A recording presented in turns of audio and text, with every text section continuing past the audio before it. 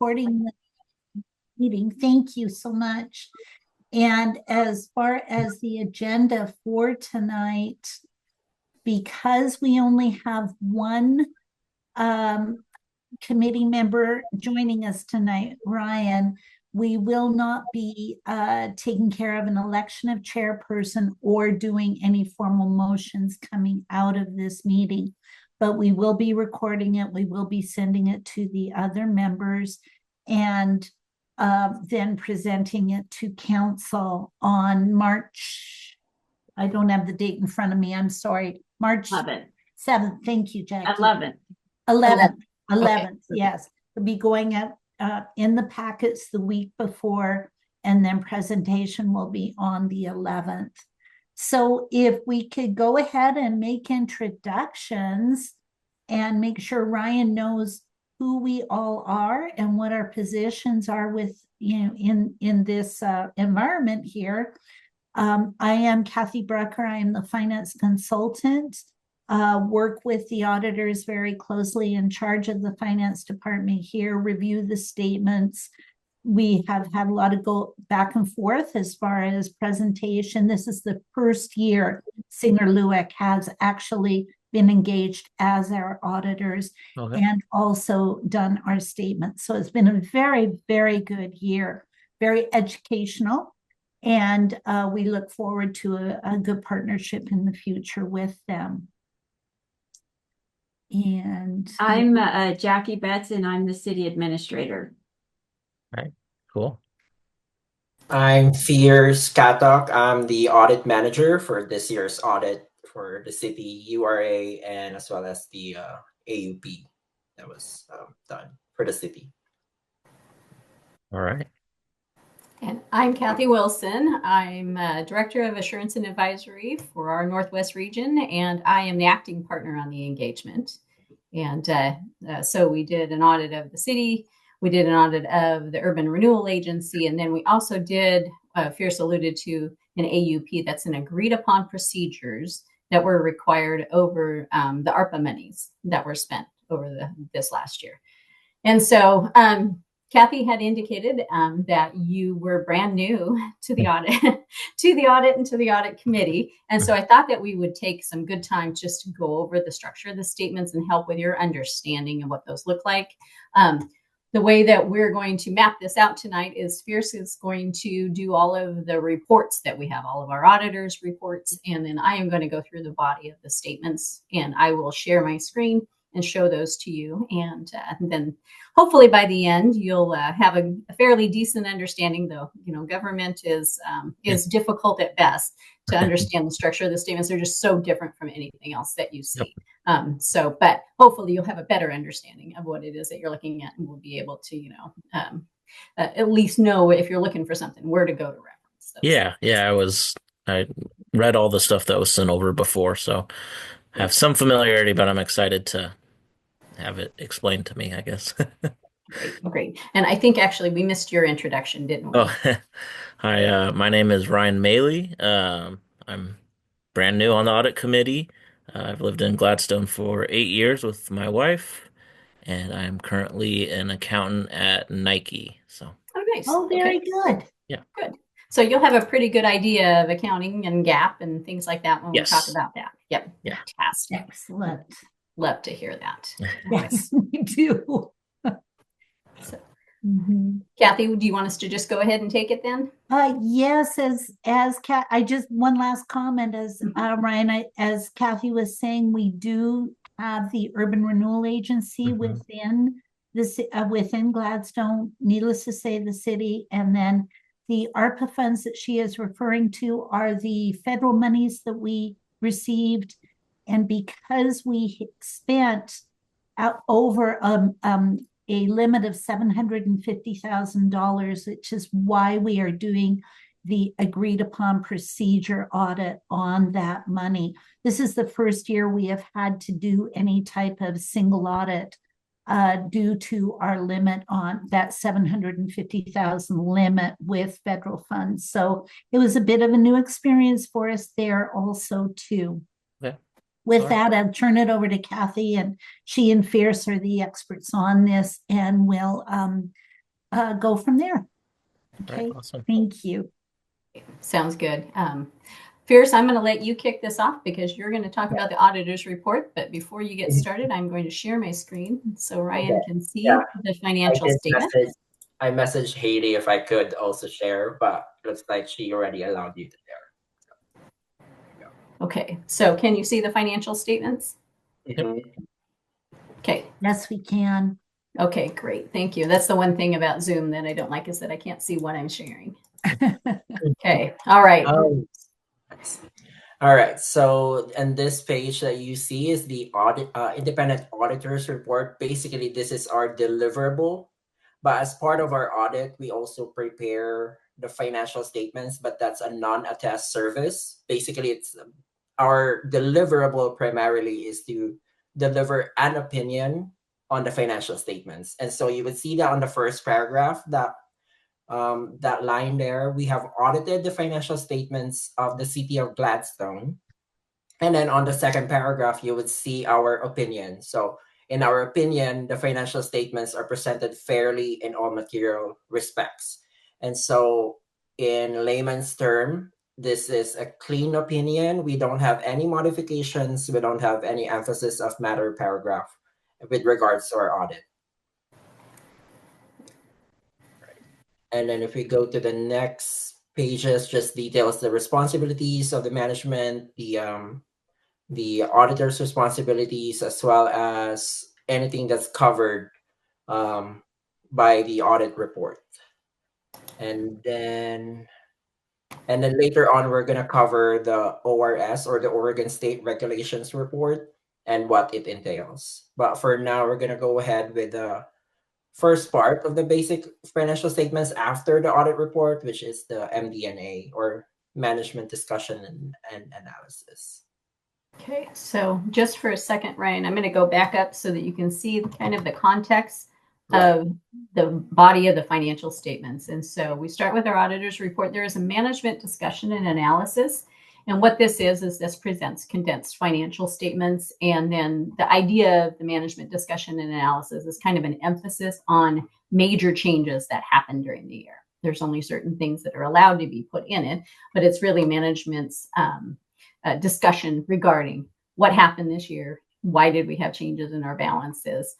What are our plans for the next year? Because there is a section that talks about what's going to happen in the final year or in the year to come. And so I wasn't going to plan on going through that. I'll let you read that on your own. And then if you have questions regarding that, you can talk with Kathy. And she can give you some additional information if you feel you need. I will go through. It's really kind of just a smidgy version of the basic financial statements and what you're going to see in the rest of the document. Okay. So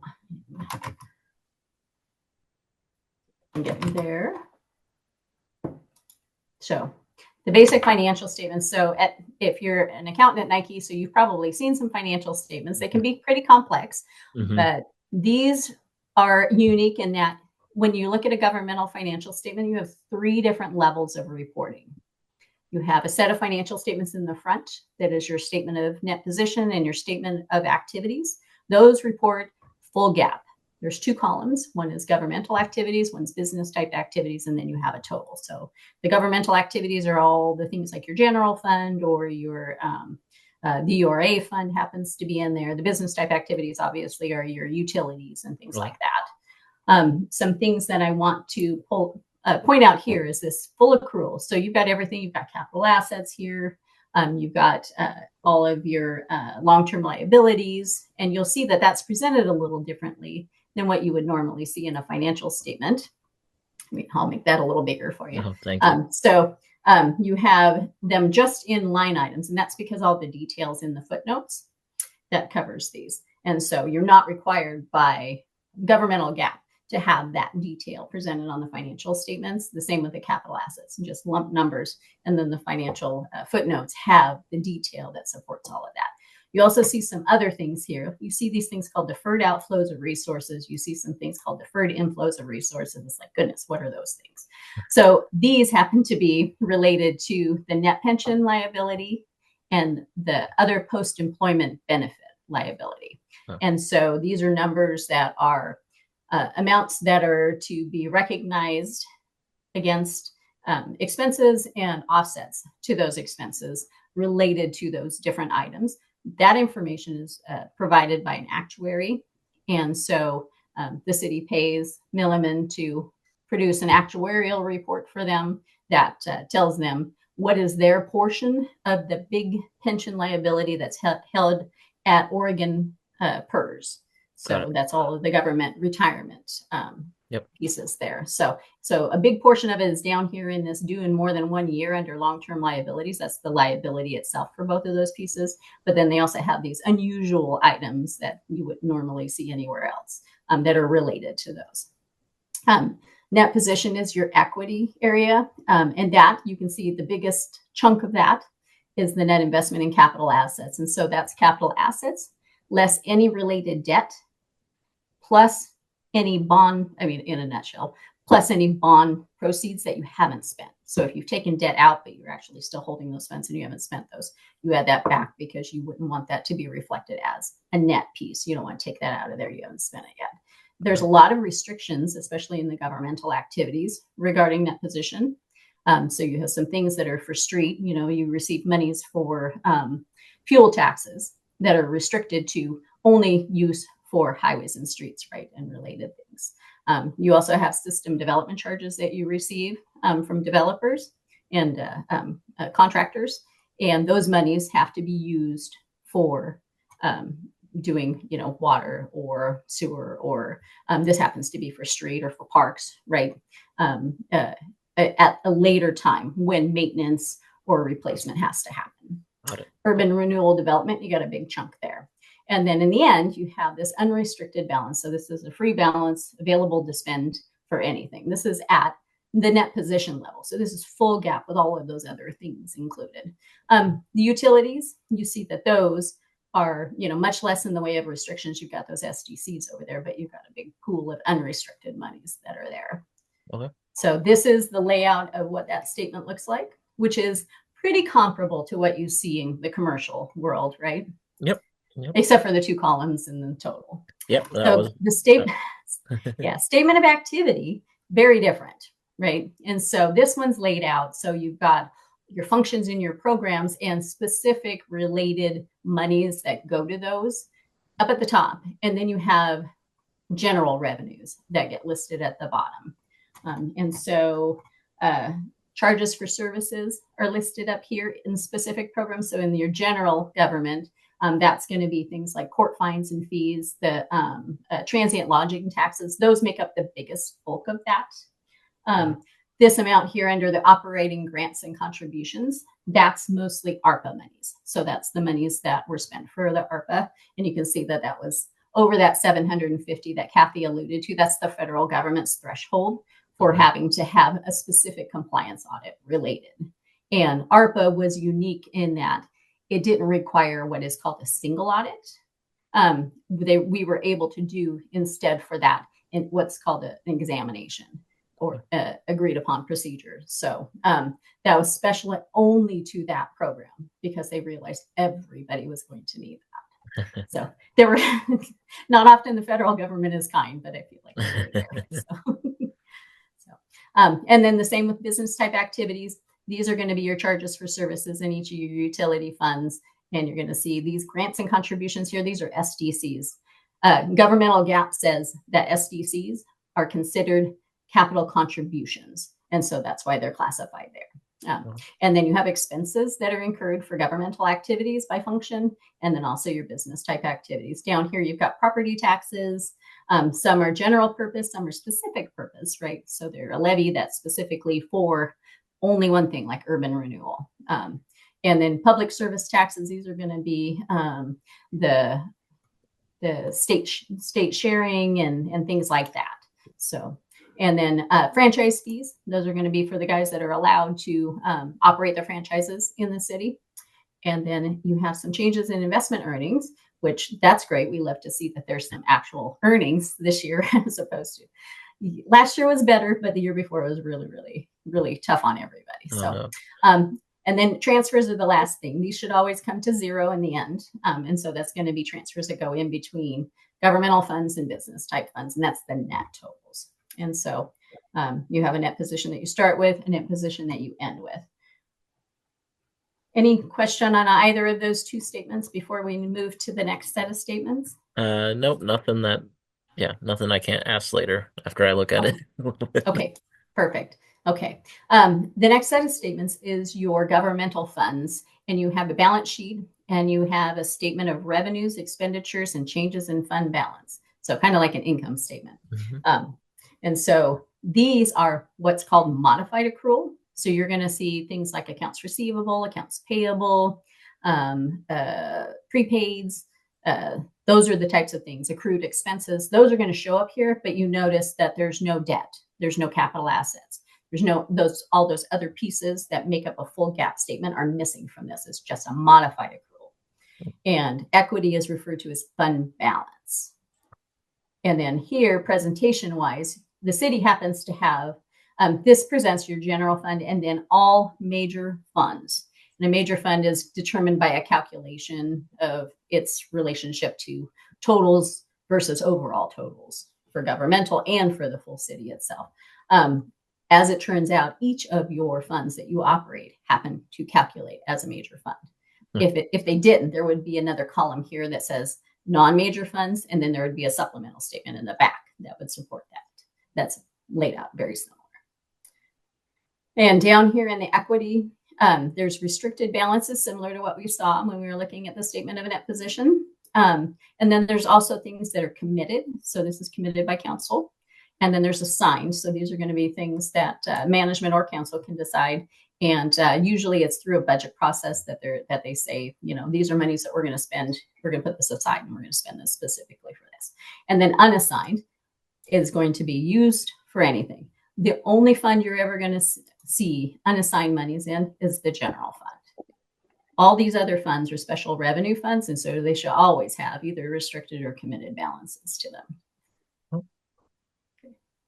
And I'm going to go just to the income statement real quick, and we'll come back to the other in between. So this is what the income statement looks like. Revenues listed out, expenditures by functions. So these are the different types of functions. And then debt services required to be listed separately, as is capital outlay. So that's all of the outlay for purchases of equipment or construction of things.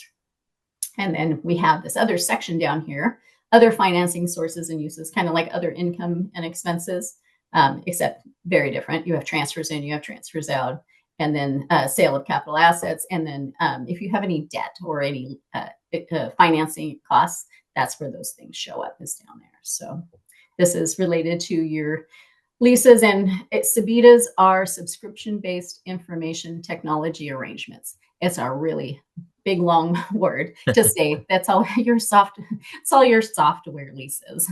Okay. So, yep. Yeah. Okay. For these statements, since they're modified accrual, to get to the big statements in the front where everything is full accrual, you have reconciling schedules. So this takes you from the fund balance here to the fund balance that's presented on the statement of activities and statement of net position. And this is only for governmental activities. The proprietary funds actually are presented on a GAAP basis. And so those numbers are going to be the same on both of them. So, and then the same here with a reconciliation of a change. You're going to see this in the change in net position. That's going to correspond to what you see on the statement of activities. Okay. Any questions on those? Nope. Okay, great. Proprietary funds. You got your 3 different types of activities, and those come to a total here. Those are going to feed to the front. So all of these numbers are going to agree between the one and the other. Nothing really unusual here. Layout obviously is a little different than what you probably are used to seeing. And this is laid out differently than what you see on the statement of activities in the front, because it's focused on operations and then things that are non-operations. And you have a joint venture investment that there's some monies that you receive on, or it's equity really that you don't actually receive monies. It's you have this investment, and that was your portion of the increase of their fund balance. And then capital contributions, again, are those SDC monies that you receive. And then there is also a cash flow statement that comes with the proprietary funds. Thank goodness they don't make us do cash flow statements for all of the governmental activities because that would be time consuming, very time consuming. So, and then this is on backwards. I think it's the direct method because there's a reconciliation down below that agrees to the items that are up above. So here's your cash provided by operating activities. One's indirect, one's direct. I believe that this is the direct method. So did I get that right, Kathy? Yes. All right, perfect. Okay. The city also has a fiduciary fund. And so you have monies that you hold in custody that are collected for other governments and then things like bail bonds and things like that. These come from the collections from court. And you can see on the next schedule, monies that were received for Clackamas County, state of Oregon. There were some fines and fees that were here. Those get collected and then they get dispersed out and they get reported in the cities. And then you have a little bit of bond. So these amounts do not show up on the financial statements of the city because you're holding them in custody for someone else. Okay. So, okay. All right.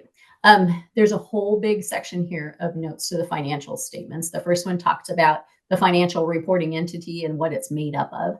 Talks about the Gladstone Urban Renewal Agency and the fact that it's a component unit. So it's presented as a fund within the city, even though it's a separate entity, because it has to meet certain criteria in order to be able to be presented as a component unit. And so because the council is the same governing body for the agency, as well as the city takes care of all of the operations and everything before it makes the decisions, right? That's why it's then blended. It has its own set of separate financial statements as well, but it's also included in the cities. And then this talks about the joint venture a little bit that the city has with the Water Commission. I am not going to go through in detail the summary of significant accounting policies. There's only a couple of things in here I think that are important for you to understand, since you don't have, since your background is, commercial and not governmental. So a couple of the concepts in here that are different are that revenue recognition policy for governmental activities. Governmental GAAP says that you should have you should recognize revenues when they're measurable and available. And so the idea of measurable and available are like, well, what does that mean? Does that mean when you know that you've got this? Oh, I don't know. Anyway,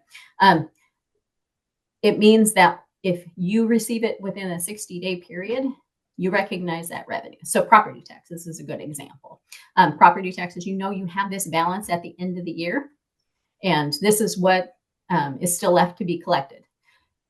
When you're looking at the statement of net position, that balance is listed in its entirety.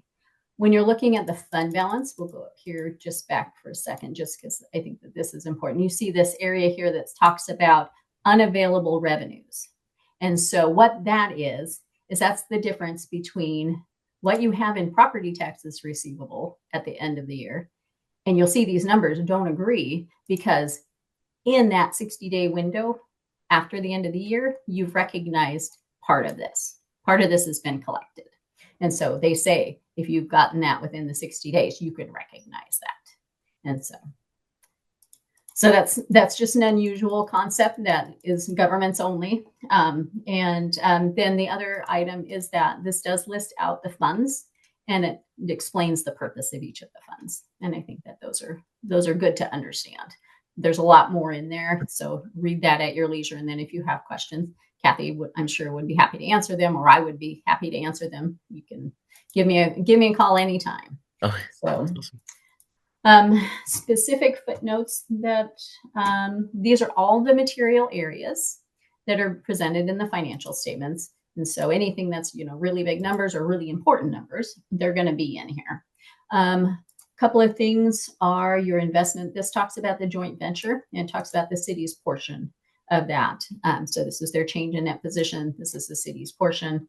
And the difference between what that portion was last year, what that portion is this year, that's that difference that we were seeing on the income statement, where you recognized down there in those in the joint venture monies way down at the bottom in the non-operating. And then capital assets are big footnotes, lots of big footnotes. Interfund balances and transfers. So this is monies that flowed from the funds to other funds. And so this table details that out so you can see what went where, who received what, and who did they get it from. There's also paragraphs here that talk about the primary purpose for those transfers, just so that you can see what were the big ones and what were they for. There are a few due to and due from other funds. And so there were amounts that are owed to the general fund from the Urban Renewal Agency and from Fire and Emergency Services, the special levy fund. Let's see what else. Then this is a detail of that unavailable revenue, but it's all property taxes. Long-term obligations, this is all of the debt that the city has for governmental activities and then for business type activities. So they're segregated by their different types. And then there's detail in the footnotes regarding each of those and what they're about. There's a table in here that talks about the leases payable. There's a table that talks about those subitas. And then we go into pensions. This is really big and long, and everything that's in here is a requirement.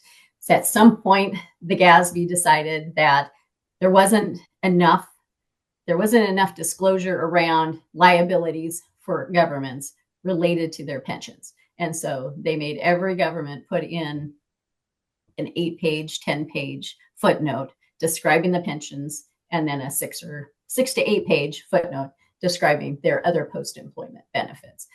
Numbers that are listed in here, you can tie that back, but it does have a good description of, what is the plan, what is the people that are members, where do they, fall in that, and what are the percentages that the city's paying. So that's, I think, an important thing to understand, is that contribution rates are really, really high because there's a lot of payout that has to happen there, right? So 25% for tier 1, tier 2. Wow. And then even with just your general service employees for what's the OPSERV. So that was the plan that replaced tier 1, tier 2 when they realized, oh, we're not going to be, this is not a sustainable thing for us to do. So we're going to back that out. And we're going to have this OPSERV employers plan instead. And so, but still, police and fire, almost 25%, and your general service employees, 20%. So every dollar of payroll that you're paying this additional amount for their contributions. The city also does the pickup for the employees. And so think about it from your retirement plan, maybe that you have there. I don't know how Nike's works. I know how ours works, is that you have an amount that comes out of your paycheck and it goes to your 401k. Yep. Well, this is similar, except the governments are allowed to pick up those contributions on behalf of employees. And so this is what the city paid on behalf of employees last year. I'm not going to go over the other post-employment benefit footnote. And did I have another one? Yes. Kind of cruise through that. Commitments. That was the only other thing that I thought was important to know, was that the city does have a contract with Braun Construction and Design. So it was important for them to put that out there, saying this is the amount that we have contracted with them that we're expecting to incur in the future. There was a new standard issued this year, statement number 100. There wasn't a material effect on the financial statements, but we will look at a couple of the fund statements, and we'll see that there was actually some application of this. If it's not a really big change, it's not required to be detailed in here, but we did have a change in the water and sewer funds. So, there is a section called required supplementary information. General fund and all special revenue fund budgetary schedules are required to be included in here, as well as budgetary information that talks about, changes in the budget. If there were over expenditures of appropriations, they would be listed there, but the city didn't have any. And if there's a change between the fund, the budgetary basis, which is typically more of a cash basis, and the statements that are listed in the fund statements, so that middle set of statements, there's a reconciliation that's required to be done to show what are those changes related to. Okay, and then schedules related to the pension and the OPEB are also required to be put in here. So general fund has one fund that combines with it, and that's the ARPA fund. And that's because the monies in ARPA, if they weren't restricted by council, or if there was no other external restriction, like some monies came from the state and they said you could use it for only this project, then those monies are considered unassigned, right? And we talked about the fact that only the general fund can have unassigned dollars, right? So that's why the ARPA monies are combined here with the general fund. And you'll notice that there is no fund balance. And that's because with these monies, there's also the restriction that you cannot recognize the revenues at a modified accrual basis. You can't recognize the revenues as revenues until you actually incur the expenditures that go with those. And at a budgetary level, you recognize them when you receive them. So just some different changes between how do you report here versus how do you report there. But then this number here will feed to the front, and you'll see that that number is what's listed for a general fund up in the front statements, in that middle set of statements. Okay, and here's the detail on the budgetary for the ARPA. The other budgetary schedules are in here, and these are the enterprise funds. We had 2 error corrections. So one was in the water fund, and that was going one direction. And then we also had another one in the sewer fund that was going the opposite direction. And so when GASB 68, the pension standards, and when OPEB, the GASB 75 standards came into play, there was some miscalculation and application of changes in balances here that were applied to these 2 funds. And you can see the difference between the 2 of them is less than 10,000. So as auditors, we're not concerned about that, but it is important that those numbers are presented. And you can see we have this reconciliation here. And this, of course, happened at a time that was way pre us and way before Kathy and probably before Jackie. So what those folks were doing is they had a reconciliation here, but instead of reconciling to this fund balance to the net position in the front, they were reconciling the change in fund balance. So this number here. So you can bury an error and not know you've buried an error because you're balancing, because what you're balancing to here, you're just taking, well, what did I post in those? And does it agree to the front? And yes, it does. But if you do this actually to, these are our balance sheet accounts from, equity to equity, then you get a different result. And so that's how that error went undetected. But those have been corrected. And so you should be good going forward. Let's see what else. That was all I had. That was a lot. Fierce is going to cover the compliance report for the state of Oregon. And then we'll take questions we'll stop at that point and take questions. Okay.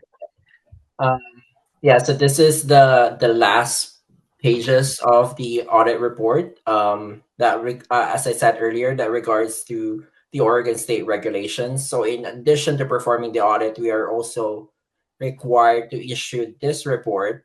But the difference is that this report has a negative assurance. So when we say negative assurance, in our opinion, we would say nothing came to our attention that is unusual or like a non-compliance. So based on the rules that they laid out, like regarding deposits, indebtedness, limitations, budgets, insurance, use of highway revenues, and procurement, nothing came to our attention regarding non-compliance with those laws and regulations. Right. Okay. And that is, yes. 99 pages of financial statements. Right. Yeah. Yeah. For the so what questions do you have, Ryan? I don't it's a lot of information. I don't really have any questions on the specifics, and like, thank you for running me through that and highlighting some of the difference in government accounting. One question I had just from reading, just for my own knowledge, from reading some of the documents, do we have a materiality threshold? There are materiality thresholds. They're actually set. There's multiple materiality Okay. thresholds. So you have one for each of your major funds. Okay. You have one for all of your government-wide activities, another one for all of your business type activities. The city doesn't have any non-major funds. If you did, you'd have an aggregate remaining Yep. fund materiality as well. And so those are all calculated based on formula, based on the expenditure, mostly from the expenditures that are in those funds, unless you have funds that are specific for, specifically created for holding assets, which I don't believe this city does, like capital projects funds. I don't think that you have any of those. Is that correct, Kathy? Yes. Yeah. So, but in those funds, you might see materiality based on assets instead, because it's driven by the purpose of the fund as opposed to which balance is biggest, right? That's not really what we look at when we look at materiality. And so the scope of the audit work that we did was all at, using those materiality levels and our comfort level and risk level. We use a risk-based approach. And so we look at, where are the areas that could get sticky, or where things might not be recorded properly, or if we've known that there have been issues in the past, which there was nothing for the city that was brought to our attention by previous auditors or any of our review of, prior financial statements or prior management letters. So. Awesome. Does that answer your question? Yeah, it does. No, I'm just was curious. Awesome. Yep. And compared to the private companies, there's definitely more work performed for the governments because of those individual materialities that are really at the individual smaller level. Yep. No, that makes sense with the different kind of funds. Yeah. Yeah. It's like having each fund being its own company that you're auditing, essentially, right? So, since we're on statements, I'll go ahead and I'll pull up the URA financial statements. The auditor's report, very similar to what we saw in the city, in that the accompanying financial statements present fairly in all material respects the financial position and the major fund of the agency as of 6/30/24. So clean opinion here. Again, the structure is very similar. It's much smaller, obviously 31 pages, because you're only looking at one fund. There aren't multiple funds, and not everything that resides in the city resides in the URA. I'm not going to go through this in detail unless there are things in here that you wanted to specifically look at. Or Kathy, if you think there's things I should point out here. No, not necessarily. The one thing that I would like to illustrate with these is that the URA does not own anything, Ryan. So when we finance something, it becomes the ownership of the city. So you see monies that are paid to the city, or where we which basically cover the debt service for that asset, but there are no equipment and or land or improvements that are owned by the Urban Renewal Agency itself. Correct. Yep. And so there you see that there's liabilities, but you don't have an offsetting asset to go with it, right? And oftentimes I will see where this will make this net position negative. Yes. In that situation. Yes. That's why I bring it forward, because the first year after doing the Civic Center, we were sitting in a situation such as that. Yes. Right.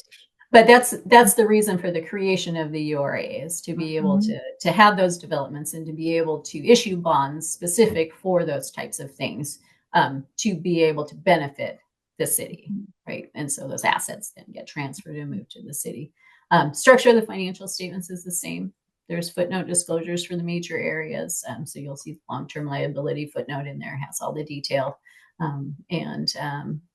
There's just not a whole lot there. I will go back to the Oregon state regulations, because we have to do the same thing we do for the city for the URA. And so we look at all the areas that are required to be looked at, including budgets. And there was nothing that came to our attention that would cause us to feel that the city was not in material compliance with all of those requirements. I'm going to turn it over to Fierce. He's going to go over the governance letter just because we want to give you a review of that before that's presented to council. And I will stop sharing. And Fierce, do you have that to be able to share? Yes. Perfect. Hopefully everyone can Thank see. you. Mm-hmm. Yep. Yep. So we can see that. Yeah. So this letter is required. So we issue a planning letter, and then we also issue this communication letter at the end of our audit, basically just detailing what we planned, what we did, and then what are the items that we wanted to communicate to the governance. And when we say governance, that's the mayor, city council members, but also since the city has an audit committee, we also want to communicate that. I would like to focus on the ones that these are items that Kathy already mentioned earlier. So she mentioned about audit adjustments and uncorrected misstatements. So the audit adjustment that she said was about the water and sewer funds, corrections between budgetary and gap statements. And so these are offsetting adjustments. So at the gap level, the full gap level, they are netting to zero, but at the budgetary level or at the gap level individually, there are misstatements. So we corrected those effective the beginning of the beginning of the current period. We also identified uncorrected misstatements. So these are misstatements that we communicated to the management, and the management has concluded that they are not material and they can be passed as adjustments. I'll start with, so there are two. The first one is the opioid settlement AR. So basically, just a background on this is that part of the litigation and the settlement of that litigation regarding the opioid crisis basically is that certain states are going to receive the settlement, and the money that the state receives is going to flow into cities and counties. So basically the city of Gladstone receives some money. However, the receipt of that money is not highly certain as to the timing and whether the amount that we are going to accrue is even going to be collected. So so far the city is recording the revenues as they are collecting them, or if they collected them within the 60 days that they're allowed to accrue. So they are recording them correctly on the modified accrual basis. We are only passing the adjustment at the full accrual basis because because it's immaterial in the first place, and second is that the timing and collectibility is uncertain. So we estimated that amount at 279,000 as of June 30, 2024. Another unrecorded misstatement that and this one is a projected amount, is related to the unbilled utility receivables. So basically, when the city provides the billings monthly, they have a certain cutoff, and their cutoff is 15th of the month. And so there's 15 days that are not included in the billing, that are not accrued. And so basically, I mean, there's 15 days at the end of the year. There's also 15 days last year. So technically this would offset, right? So that's why the income impact of that is very small. And that's what and this only applies to usage because the basic and the base charges are already billed, but the usage between the 16th day up to the end of the month is not billed. There are no other matters, so we wanted to communicate here. There are no disagreements. And attached on this letter is also the management representation letter. So basically anything that the management confirmed has that they have provided to us, and all the representations regarding the audit. And then I'll move to the last report here, which is with regards to the ARPA money. So Kathy also mentioned this earlier, but basically ARPA was the American Rescue Plan Act monies, and that have been distributed to states and cities. And so since they received the money and when they spend more than $750,000 for like as of that cutoff period, I mean the threshold changed already, but as of that June 30th, it was 750,000. Above that, an audit or an AUP has to be performed, and so we performed that. And our examination, and in our opinion, the city complied in all material respects with the specified requirements referenced above during the year ended June 30th, 2024. Basically, of the amounts that they spent, and I think they spent about 1.2 million in FY24, that we didn't find any non-compliance on those monies that were spent. Did you have questions for those two reports? Right. No, thanks for sharing those.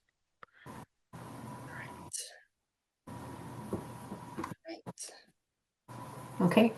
The only other thing I like to add, which I'll also add this when we present to council, is just how helpful staff and Kathy and Jackie and everybody at the city were in helping us get the audit done, and everybody was prompt in providing what we needed, and we appreciate that. We don't always get that, and so we really appreciate it. Thank you. A pleasure to work with you all. Likewise, it was, as I was saying, Ryan, this is the first year that we have brought Singer Luac on, and it's been a very, very good move for us and good move for the city. And we look forward to continuing our contract. Yeah, it's awesome. All right. I think that's all we have. If you have any further questions, Ryan?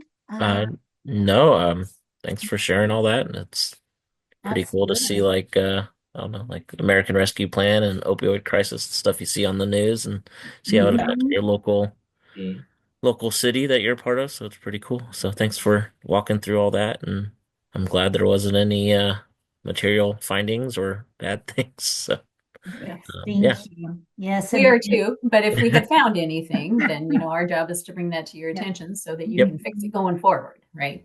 Absolutely. Yep. And if you have any further questions as you look through the information, etc., or after the council meeting, at whatever time, please feel free to call me, email me, etc. The auditors also, Jackie also.